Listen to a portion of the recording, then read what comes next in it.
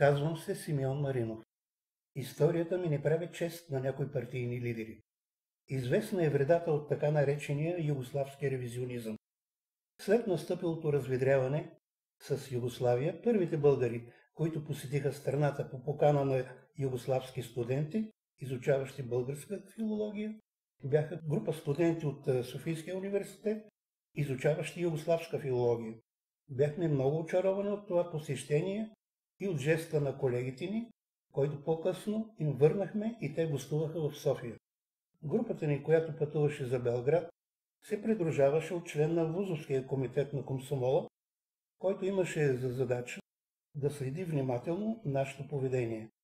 Настаниха ни в студентското градче в Нови Белград, където създадохме много приятелски контакти и бяхме очаровани от радушното посрещане на колегите ни, създадоха се много приятелски връзки.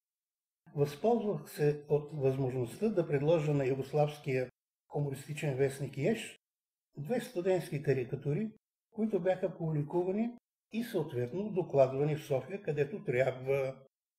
След завръщането ни по време на лятната ваканция, неочаквано бях поканен за справка във Вузовския комитет на комсомола, в Градския комитет на комсомола и в органите по сигурността.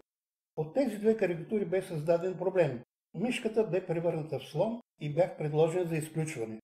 Първо от комсомола, а след това и от университета. Имаше указание до някои централни вестници повече да не се публикуват мои карикатури. По-късно честни колеги от вестник Земя споделиха под сурдинка кой мой доброжелател е докладвал публикациите във вестник Еш. Трябваше да минат години, докато случаят отшумя, но аз трябваше търпеливо да изчакам една година преди да продължа следването си.